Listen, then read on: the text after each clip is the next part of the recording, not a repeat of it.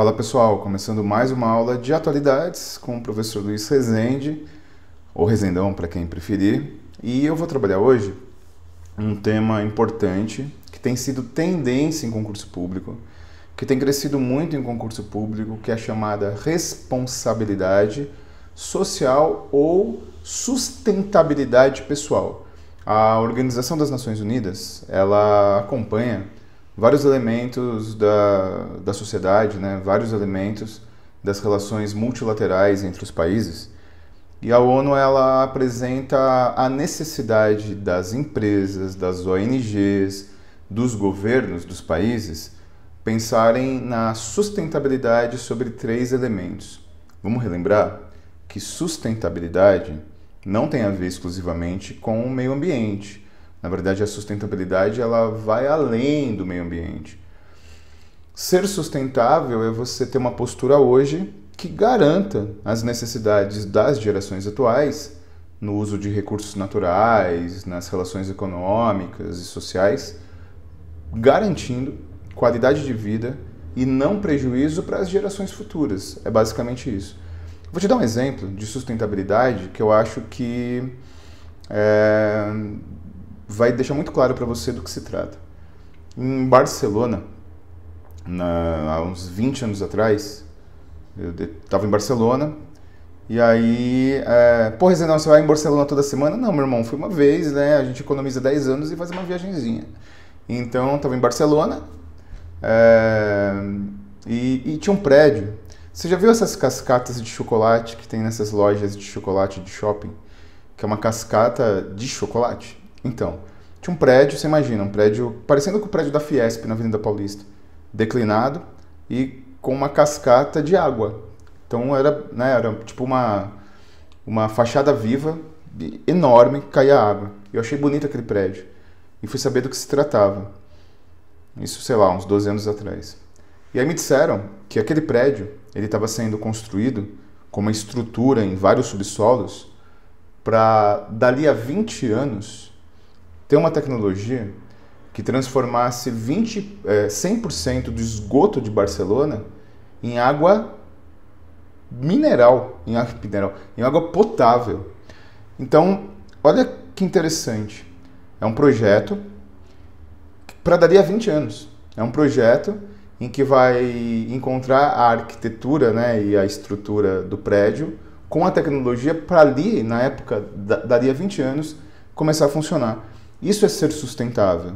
É ter ações hoje que visem a qualidade de vida das gerações futuras.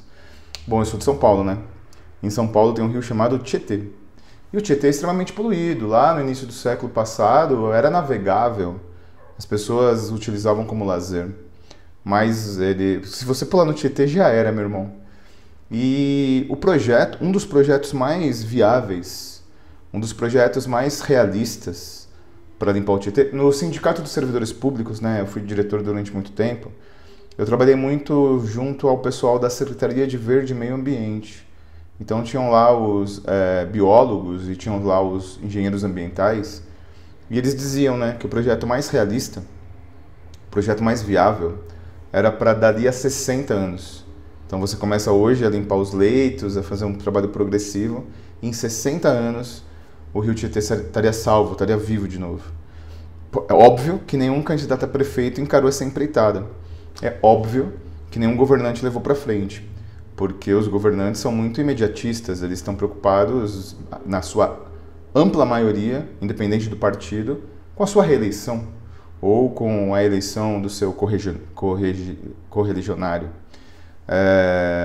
Podia falar sucessor, é mais fácil, né? Então esse projeto nunca saiu do papel. Então isso é ser sustentável. A sustentabilidade que a ONU prevê está vinculada ao meio ambiente, um dos elementos do tripé, aos elementos econômicos, mas também às relações sociais, às relações pessoais, a chamada responsabilidade social. E é isso que eu vou tratar na aula de hoje. A responsabilidade social é que você tenha uma interação com o seu entorno, que você tenha uma interação com o seu meio que não cause prejuízo às pessoas e que você também tenha retorno. Como que é possível uma empresa chegar numa cidade e, enfim, produzir e dar retorno para a sociedade? Bom, o primeiro retorno imediato é a geração de empregos. O segundo retorno é o comércio local. Eu tenho uma história genial, né, de uma mulher que ela fazia marmitex em Itaquera, na época da construção do estádio do Corinthians, e o estádio que abriu a Copa do Mundo de 2014. E aí ela recebeu um incentivo, né, ela conseguiu uma linha de crédito do BNDES e tinham 2.000 funcionários da Odebrecht construindo o estádio. E ela montou um restaurante. O público do restaurante eram os funcionários da Odebrecht. Aí depois o restaurante teve vida própria. Então esses são exemplos, eu poderia ficar aqui meia hora dando exemplos de contrapartida e responsabilidade social, perfeito? Mas o mais importante é que os estudos sobre sustentabilidade indicam que... então você entendeu, né? Tem o tripé, sustentabilidade vinculada a pessoas, ao meio ambiente e às questões financeiras e econômicas do lucro. Você vai ter uma aula de cada, hoje a aula é de pessoas, que é a chamada responsabilidade social, que também tem desdobramento em outros 3 elementos, 3 subitens. Então vamos conhecer esses 3 subitens, que é o desdobramento da responsabilidade social que as empresas devem ter. Olha só. Então, a sustentabilidade vinculada a pessoas se traduz por isso, né? Responsabilidade social. E essa chamada responsabilidade social, ela tem um tripé, que é o corporativo, ou seja, a organização como um coletivo. Muita gente vai confundir o RSC com o RSE.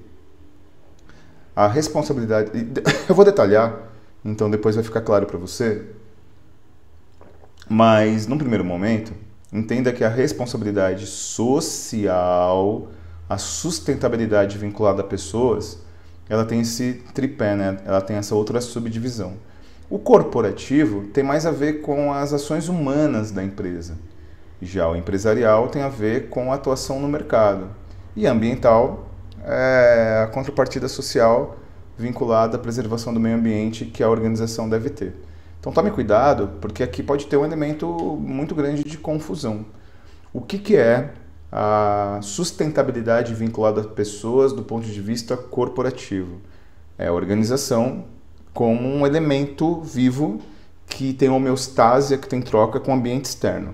Tem mais a ver com o corporativo, tem mais a ver da relação da organização com o ser humano. Já o empresarial tem relação direta com outro aspecto, tem relação direta com a organização, ela atuar no mercado, atuar com os concorrentes, atuar com as agências reguladoras de forma saudável. Deu para entender? Então, basicamente é isso. Esses são os elementos vinculativos, esses são os elementos vinculados. Vamos lá, vamos continuar então. Bom, como eu disse para você, tem esses elementos, né? Tem o tripé, e aí eles têm a sua consequência. Vamos começar, portanto, com a responsabilidade social corporativa. Olha só, qual a contrapartida da organização para a sociedade? E é exatamente isso que eu falei para você, né? A sociedade, ela tem que ganho com a presença da organização público-privada. A sociedade tem que... UPPs, quer ver? Tem um exemplo genial nesse sentido. Tem um exemplo maravilhoso. Se você for do Rio de Janeiro, isso faz parte da sua cidade, né? Então, obviamente, você acompanha de mais perto, mas é a presença das UPPs nas comunidades ou favelas do Rio de Janeiro, que, na verdade, sem entrar no mérito, se foi correto ou não, quais as consequências, Rezendão, mas a bandidagem foi para não sei onde. Independente disso, Rezendão tirando pedacinhos de papel da camisa. Independente da opinião de cada um sobre as UPPs no Rio de Janeiro, eu sou de São Paulo, né? Orra, meu, aqui é São Paulo, meu irmão, do Ipiranga. Quando as UPPs elas vão para as comunidades do Rio de Janeiro tentar uma contraofensiva contra o crime organizado, existe toda uma previsão, inclusive consagrada em lei, de contrapartidas para a sociedade. Porque sem aprofundar muito na discussão, a gente sabe da situação das milícias, a gente sabe que as milícias elas começaram a entrar nas comunidades do Rio de Janeiro oferecendo serviços dos mais variados, todo mundo que assistiu Tropa de Elite 2. Mas as UPPs, quando chegam nas comunidades e as milícias elas são desarticuladas, assim como o tráfico de drogas, isso tudo do ponto de vista teórico, tá bom? As UPPs elas precisam prever que de alguma forma, direta ou indireta, ela vai suprir aquilo que a comunidade deixa de ter com a saída das milícias e do crime organizado. Então isso é a contrapartida social levada ao extremo. Eu tenho insistido muito nessa história de empregabilidade da comunidade local. Então o que seria um exemplo concreto de contrapartida social? Você ter terceirizados, prestadores de serviço, fornecedores de matéria-prima e mão de obra da comunidade local. É exatamente isso. Deu para entender? Então vamos voltar lá para continuar desenrolando os outros elementos. Qual é o legado? Opa, isso é importantíssimo. Qual é o legado que a organização deixa? Olha só, o termo legado foi muito utilizado quando aconteceram as Olimpíadas no Rio de Janeiro, em 2016. Em 2016, as Olimpíadas e todas as obras, né, das Olimpíadas, elas previam um legado. E aí o legado mais importante, o que menos foi concretizado, foi a despoluição da Lagoa Rodrigo de Freitas, né? Então, o que era dito para a comunidade do Rio de Janeiro? Olha, nós, prefeitura, nós, governo do estado do Rio de Janeiro, vamos investir para a realização das Olimpíadas, porque nós teremos um legado, nós teremos equipamentos públicos, que na verdade são as sedes, né, utilizadas pelas Olimpíadas, nós teremos a limpeza da Lagoa Rodrigo de Freitas, nós teremos melhoria no transporte público. Então o legado é exatamente aquilo que você faz e deixa para a sociedade. Nós sabemos que no caso do Rio de Janeiro, no caso das Olimpíadas, o legado foi extremamente aquém daquilo que tinha sido prometido. Qual o seu compromisso com o mercado? Olha só, isso é importantíssimo também, porque, por incrível que pareça, é uma questão de responsabilidade social. Qual foi o compromisso social que as empresas que fabricavam álcool gel, máscaras, que começaram a ser utilizadas após a explosão da pandemia do Covid, com a sociedade? Eu me lembro muito bem que em março, abril de 2020, quando estourou a pandemia, você não encontrava máscara. E quando encontrava era muito caro. Aí o governo meio que regulou, tentou regulamentar a questão dos respiradores. Aquela guerra enorme que aconteceu entre os países para garantir respiradores, os aviões paravam nos Estados Unidos e o Trump mandava confiscar, o governador no Maranhão comprando o respirador da China vindo por uma rota da África. Então tudo isso qual o seu compromisso com o mercado, qual o seu compromisso com o não monopólio, qual o seu compromisso de não criação de cartéis, o compromisso de oferecer para a sociedade aquilo que ela quer no momento que ela quer. Então, continuando os elementos de responsabilidade social vinculadas à relação corporativa, qual o compromisso ético com a concorrência? É exatamente isso. Na verdade, o concorrente não é o inimigo, né? O concorrente ele é uma outra organização, inclusive concorrente dentro do serviço público, né? O exemplo clássico, Banco do Brasil e Caixa Econômica Federal tendo áreas de atuação comum.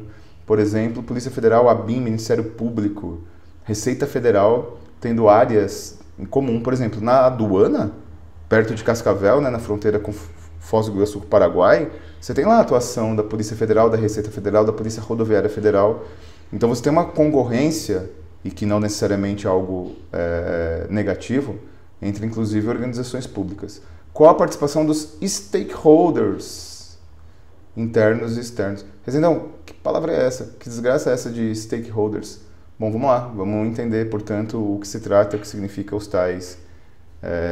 antes disso, depois a gente desenrola essa questão dos Isso. Então, na verdade, qual é a relação dos stakeholders, tanto internos... Rezendão foi demais. Tanto internos, voltando lá. Qual é a relação...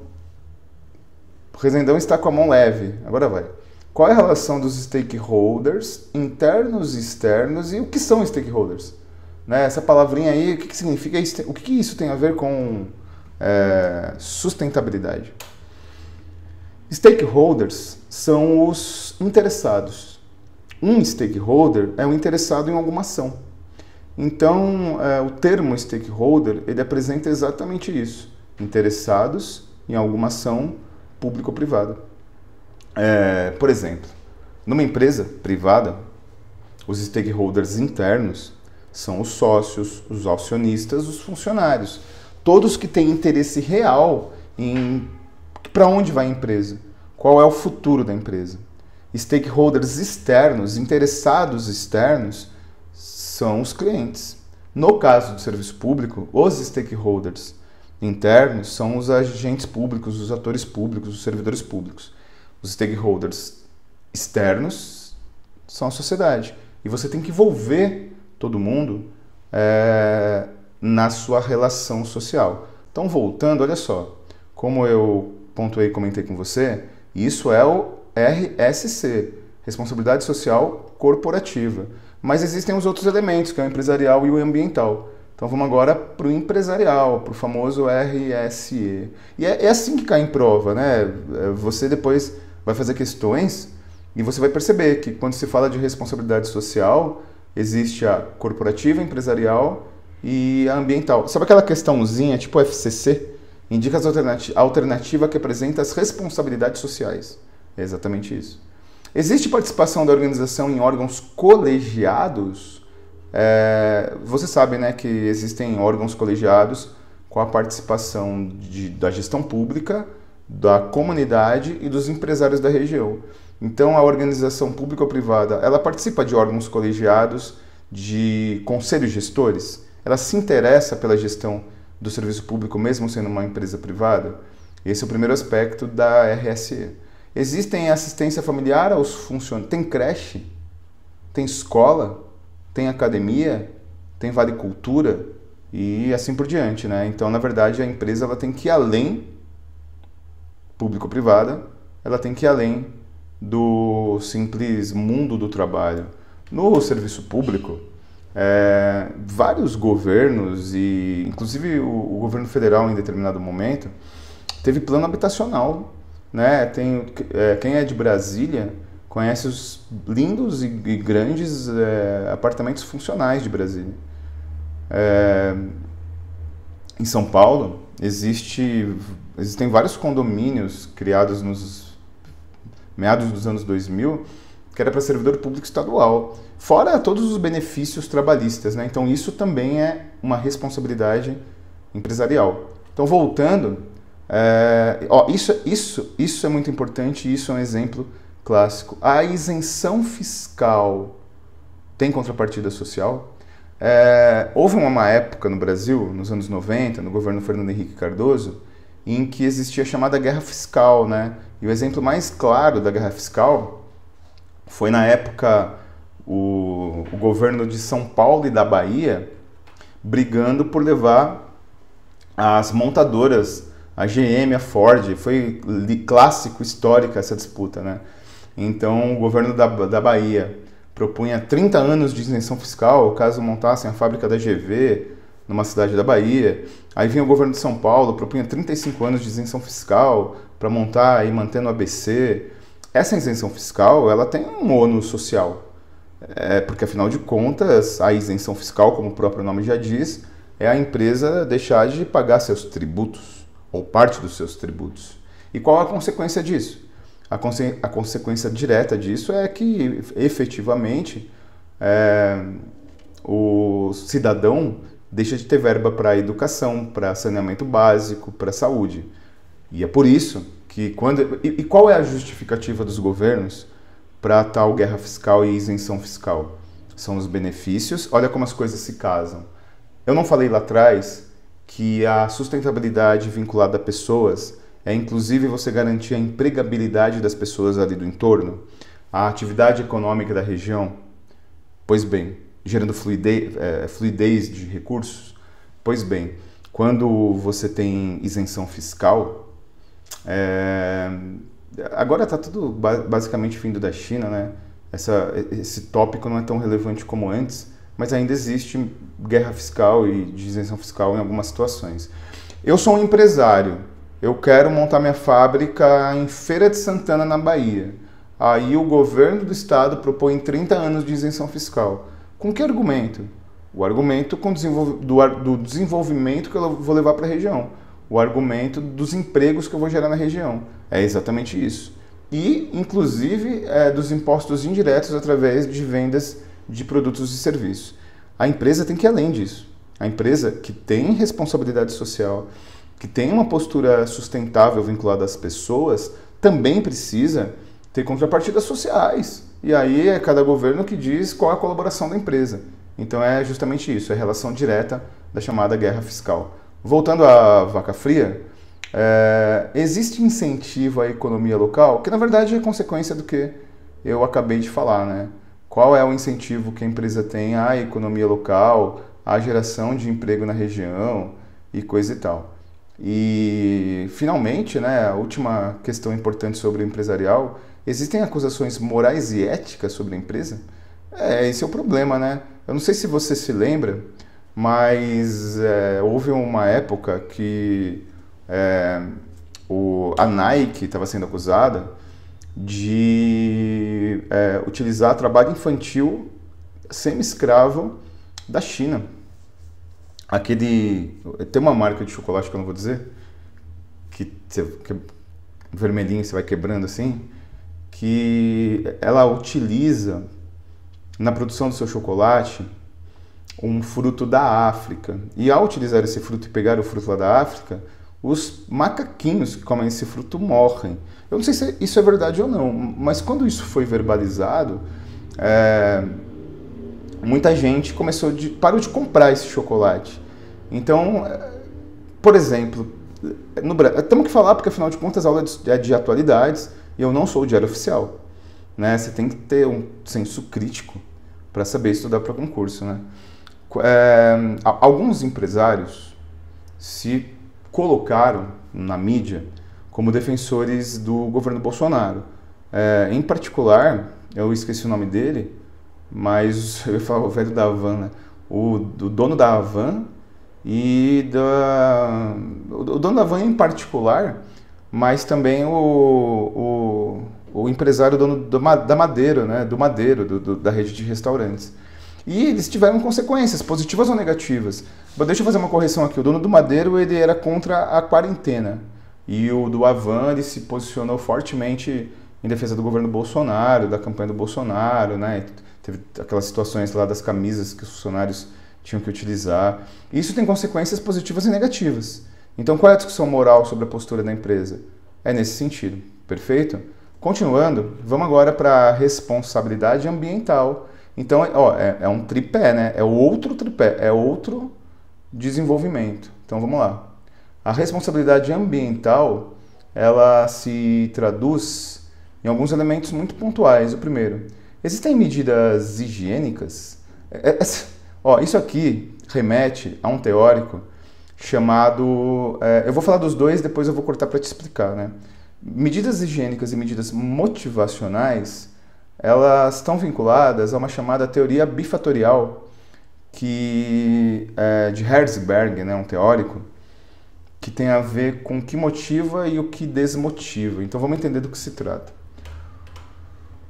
Só para a gente contextualizar e só para não ficar mecânica a explicação.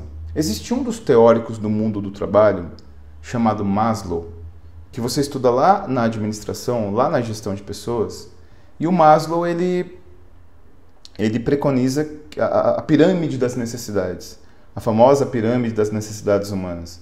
Então, Maslow, ele Ele diz das necessidades fisiológicas, de segurança, de relacionamento, de estima, reconhecimento e realização.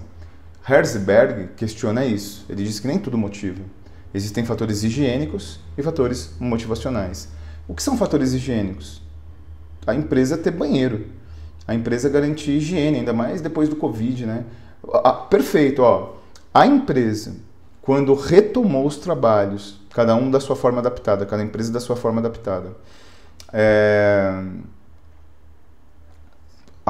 pós-quarentena, tinha que garantir elementos de higiene. Eu vou falar mesmo, o Alphacom, ele inclusive ofereceu para os funcionários, por conta de questões de coluna, de Cascavel que estavam em casa, poltrona, para não ter problema nas costas, para não ter problema de coluna.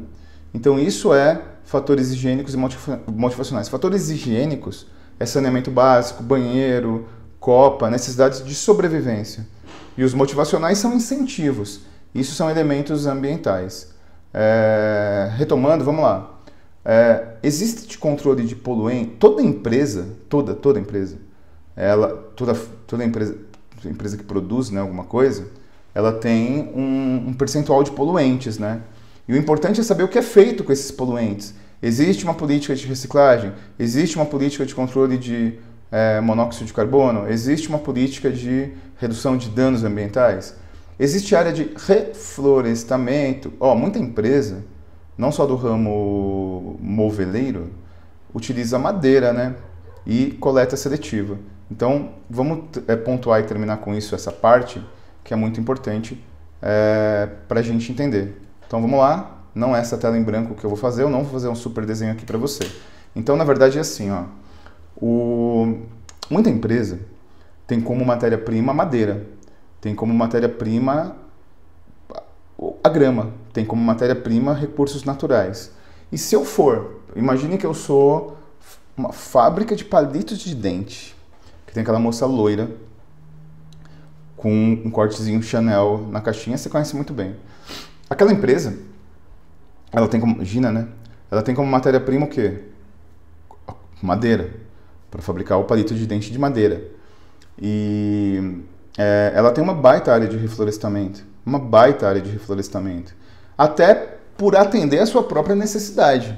Então, na verdade, quando você tem reflorestamento, reciclagem, é exatamente isso. E olha, é muito comum você ter empresas que utilizam material reciclável, né? Tem uma famosa marca no sul do país que faz bolsas, carteiras, chinelos com pneu reutilizável, garrafa PET e assim por diante, né? Tem alguns aí que fabricam coisas com cannabis sativa.